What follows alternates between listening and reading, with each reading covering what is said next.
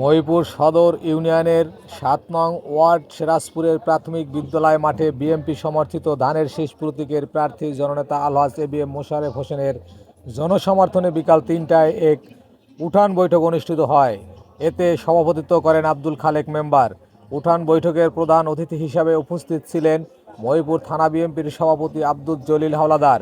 বিশেষ অতিথি হিসাবে উপস্থিত ছিলেন মহিপুর সদর ইউনিয়ন পরিষদের চেয়ারম্যান হাজী মোহাম্মদ ফজলু গাজী, মহিপুর থানা বিএনপির যুগ্ম সাধারণ সম্পাদক গাজী মোহাম্মদ মজনু, ইউসুফ হাওলাদার বাদল, সাখাওয়াত হোসেন, মহিপুর থানা বিএনপির সাংগঠনিক সম্পাদক ইউসুফ হাওলাদার, মহিপুর সদর ইউনিয়ন বিএনপির সভাপতি মিজানুর রহমান হাওলাদার, মহিপুর SROSBS লিমিটেড এর সভাপতি সাইফুল ইসলাম সোহাগ, মহিপুর থানা যুবদলের সাধারণ সম্পাদক মিজানুর রহমান পেদা, মহিপুর সদর ইউনিয়ন বিএনপির সাধারণ সম্পাদক সজীব হাওলাদার, মহিপুর সদর ইউনিয়ন যুবদলের সভাপতি মনির মুসল্লি, সমাজসেবক বশির আকন, বিএনপি নেতা খোকন, ৭ নং ওয়ার্ডের বর্তমান ইউপি সদস্য মামুন হাওলাদার, ৭ নং ওয়ার্ডের বিএনপি সভাপতি মোহাম্মদ শাহজাহান কাজী, সাধারণ সম্পাদক জাফর খান, বিএনপি নেতা দেলোয়ার কাজী ও হানিফ মাঝি সহ বিএনপির বিভিন্ন অঙ্গ ও সহযোগী সংগঠনের নেতৃবৃন্দ এবং অত্র এলাকার সাধারণ জনগণ।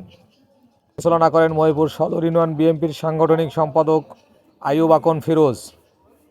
অনুষ্ঠানে বক্তারা বলেন, ধানের শীষ জনগণের অধিকার ও ভোটের প্রতীক।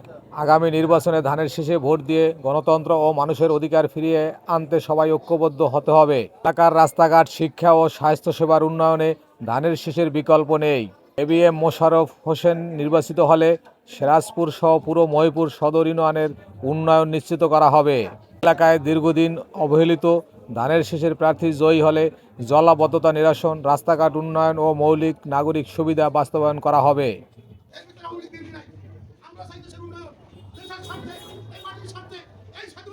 Desk report, Kuakata update.